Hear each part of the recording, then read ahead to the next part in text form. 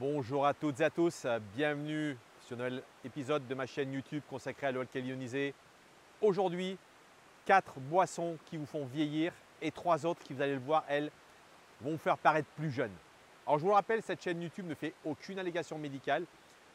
L'eau alcaline ionisée ne se substitue à aucun traitement médical quel qu'il soit et ne peut remplacer évidemment une consultation chez un médecin qui lui seul pourra poser un diagnostic sur votre maladie et vous proposer des solutions. Cette chaîne n'a qu'un but informatif, vous faire prendre conscience de l'importance de bien vous hydrater parce que vous le savez, 99,99% de vos cellules sont composées d'eau et à ce titre, leur rôle dans votre santé est bien évidemment prépondérant. Je produis 2 capsules par semaine, une le mercredi, une le dimanche. Et vous pouvez via la page d'accueil de ma chaîne YouTube qui s'affiche à votre écran, prendre un rendez-vous pour vous entretenir sur l'utilisation de votre ioniseur ou simplement me questionner sur une thématique de l'eau alcaline ionisée que je n'aurais pas évoquée dans mes capsules.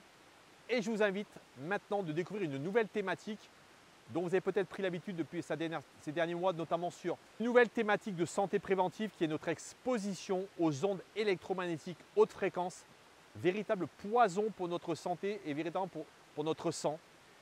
Et je vous propose via un rendez-vous de pouvoir simplement vous entretenir lors d'une conférence d'une quarantaine de minutes sur la possibilité de découvrir une solution brevetée vous permettant de pouvoir vous débarrasser de cette pollution électromagnétique invasive et nocive pour vous et votre famille.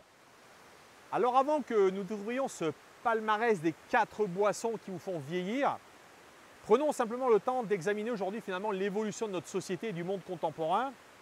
Vous le savez, j'en parle régulièrement sur cette chaîne, mais en fin de compte, il faut savoir que depuis les années 50, on a massivement commencé à voir apparaître sur le marché des boissons qu'on ne connaissait pas. Vous savez, effectivement, depuis tout temps, on consomme de l'alcool, mais ce qu'on ne connaissait surtout pas, et d'ailleurs ce sont souvent les Américains après-guerre qui nous ont amené ces fameux sodas, on a commencé à connaître ce qu'on appelait le soda. Et à partir de ce moment-là, les industriels ont commencé à massivement produire ces nouvelles boissons avec des nouvelles saveurs, des nouvelles couleurs, mais également de nouveaux ingrédients issus malheureusement pour la plupart de la chimie. Et donc ces boissons ont massivement investi le marché et ont surtout finalement intégré nos habitudes de consommation sans pour autant que nous ayons pu nous rendre compte évidemment de l'impact extrêmement négatif sur notre santé, puisque je vous le rappelle également, ce qui est tout à fait troublant également sur ces boissons, c'est que très souvent ces boissons qui d'ailleurs ont été inventées par tous ces industriels, ce sont ces mêmes industriels qui ont produit des études nous expliquant par exemple pourquoi aux États-Unis les boissons sportives, parce qu'elles étaient notamment remplies de sucre, étaient très importantes notamment pour la pratique du sport. Alors ces 4 boissons qui finalement nous font vieillir, vous les connaissez évidemment, et en tête on va trouver l'alcool qui malheureusement, vous le savez, est un puissant déshydratant. Malheureusement, vous le savez, lorsque vous avez l'occasion de boire peut-être en excès, qu'est-ce qui se passe? Le lendemain matin on a mal à la tête, simplement que notre cerveau est complètement déshydraté et qu'à ce titre, c'est simplement l'excès d'alcool qui a simplement fait fuir l'eau de notre corps. Donc à ce titre, l'alcool est un puissant déshydratant, mais pas que, puisque également, sachez que notamment sur la partie vieillissement, l'alcool fait partie de ce qu'on appelle ces stresseurs oxydatifs, qui créent ce stress oxydatif et qui vont à ce titre effectivement abîmer l'apparence de votre peau, parce qu'également en contenant du sucre, ça va avoir un effet extrêmement négatif sur la production de collagène. Et donc à ce titre, vous voyez que simplement l'alcool est un puissant finalement facteur de vieillissement cellulaire et cutané. Alors également, ce qu'il faut suivre sur l'alcool pour être tout à fait complet, c'est également le pH des alcools. Parce que là encore, j'aimerais faire un rappel et je vous mettrai d'ailleurs ici une capsule que j'ai fait récemment sur l'alcool et notamment le pH de l'alcool. Et je vais simplement vous redonner peut-être quelques indications sur les pH des alcools. Sachez que le vin, il a un pH entre 3 et 3,6. Sachez qu'une manière assez simple, je rappelle le principe du pH, c'est un pH logarithmique et qu'à ce titre, un pH de 3, vous voyez, nous sommes environ à 10 000 fois plus acide qu'un pH de 7, ce qui veut dire qu'aujourd'hui, lorsqu'on va boire ces verres d'alcool, ça va demander au corps notamment de pouvoir mobiliser le tampon alcalin. Et à ce titre, lorsqu'on boit de manière assez répétitive de l'alcool, qu'est-ce qui se passe? On est en train finalement de fragiliser notre terrain parce que notre terrain n'est plus en capacité de créer suffisamment de bicarbonate. Donc le vin, on vient de le voir, c'est entre 3 et 3,6. Le whisky, c'est 3,4. La tequila, 3,6. La bière, très répandue. Et heureusement, la bière, son pH, il est entre 4,2 et 4,5.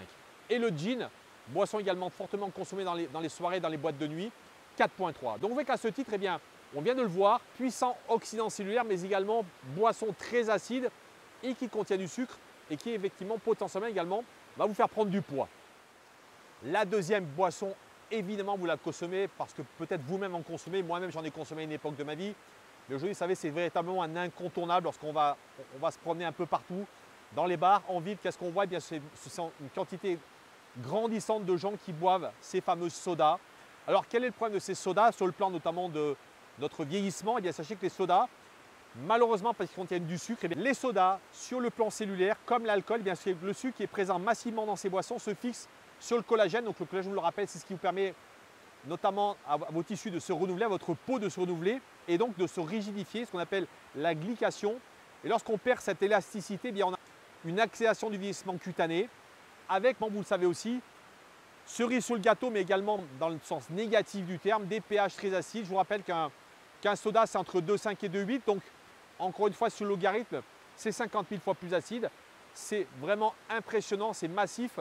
Lorsqu'on est en train de boire, la mobilisation des tampons alcalins qui va être nécessaire pour amener le pH, je vous rappelle, aux alentours de 7,2, 7,4.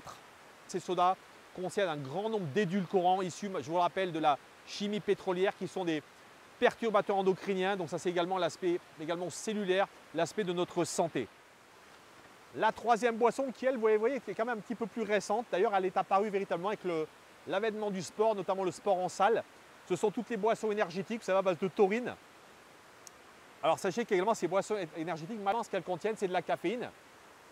Et sachez que la caféine, il faut savoir qu'elle a un effet de ralentir la production de collagène. Donc encore une fois, vous voyez, impact direct de cette caféine sur le collagène et donc inévitablement sur la qualité et la beauté de votre peau. Et d'ailleurs, je vous invite à regarder, j'ai vu ça récemment, c'était d'ailleurs très amusant. Vous verrez qu'en ce moment, il y a une très grande publicité notamment où on trouve du café à base de collagène parce que justement, eh bien, les industriels se sont dit, puisque le café a tendance notamment à ralentir la production de collagène, mais pourquoi ne pas le mettre dans le café? Alors, est-ce que ça fonctionne? Je ne peux pas vous le dire, mais vous voyez, on comprend aussi pourquoi il y a un lien très étroit entre le collagène et le café. D'autre part, vous le savez, ces boissons sont littéralement chargées, bourrées de produits chimiques, additifs. Regardez simplement la couleur de ces boissons. Est-ce que vous connaissez naturellement dans la nature des boissons qui soient rouges, vertes, bleues? Bien, vous savez, malheureusement, tout ça, c'est du marketing. C'est pour nous attirer, pour nous donner envie de boire ces boissons. Ces boissons représentent un véritable danger, à la fois pour notre peau, mais également pour le plan cellulaire. Dernier aspect également, le pH de ces boissons, c'est à peu près identique au soda.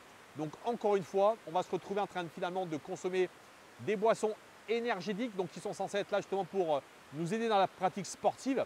À l'inverse, qu'est-ce qui va se passer? On va, par le truchement du pH, consommer des boissons 1000 fois, 10 000 fois plus acides qu'un pH de 7. Et à ce titre, eh bien, mobiliser encore une fois un grand nombre de tampons alcalins et d'une certaine manière fragiliser notre corps, notamment sur la partie de tous les minéraux alcalins qu'il contient.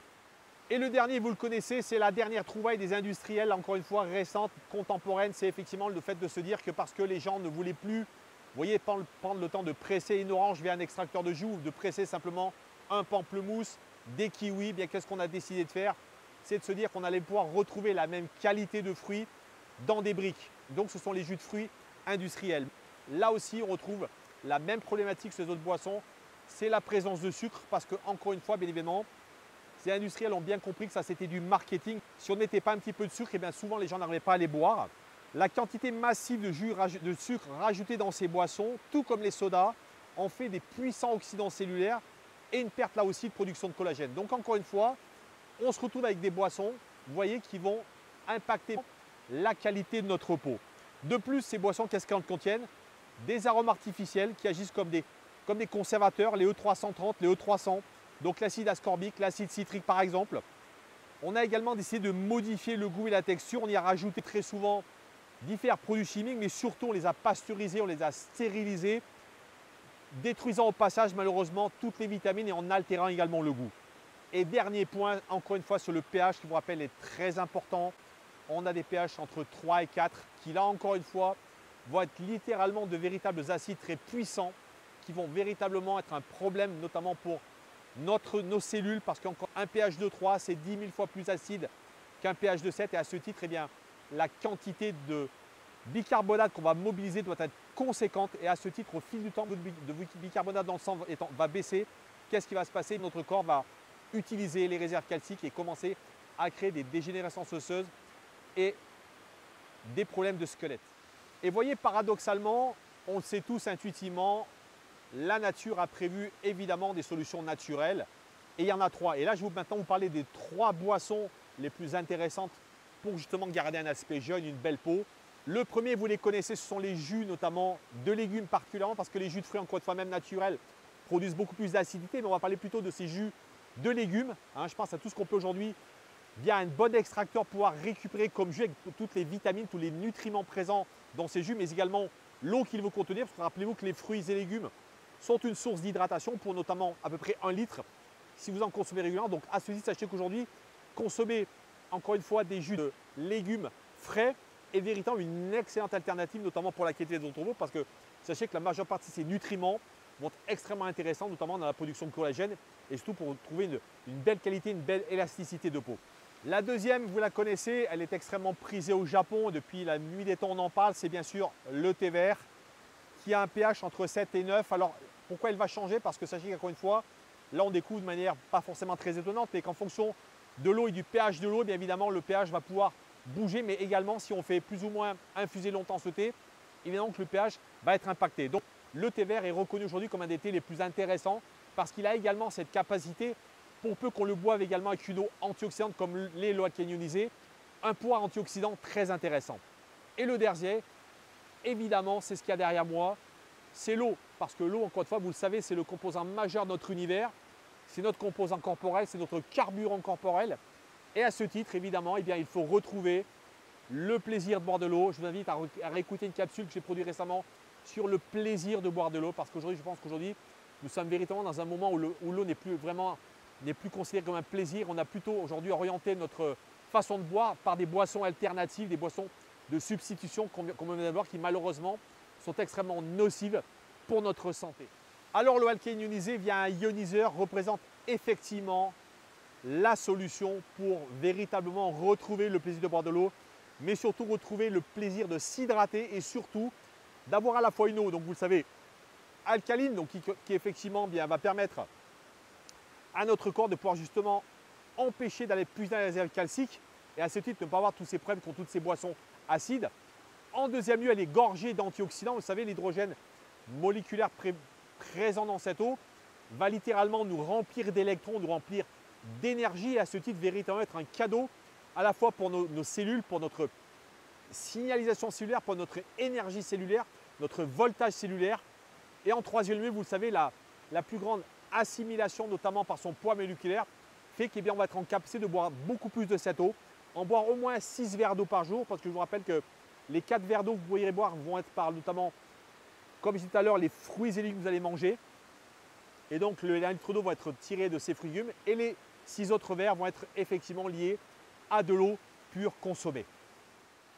L'eau alcaline, c'est 3 propriétés. La première, c'est une eau alcaline qui, comme un buvard, va tamponner l'excès de votre corps, mais renforcer également le niveau de tampon alcalin. La deuxième, c'est une eau antioxydante, anti-rouille, qui, comme le vernis sur une peinture d'une voiture, va empêcher l'oxydation à la fois de vos cellules, mais également sur l'aspect de votre peau. La troisième, c'est une eau hexagonale microstructurée qui, par son poids moléculaire, va permettre une meilleure assimilation à la fois des minéraux mais des nutriments, mais également une meilleure chélation, un meilleur nettoyage cellulaire, des déchets métaboliques. Je vous dis à très bientôt. Prenez soin de vous et de vos proches.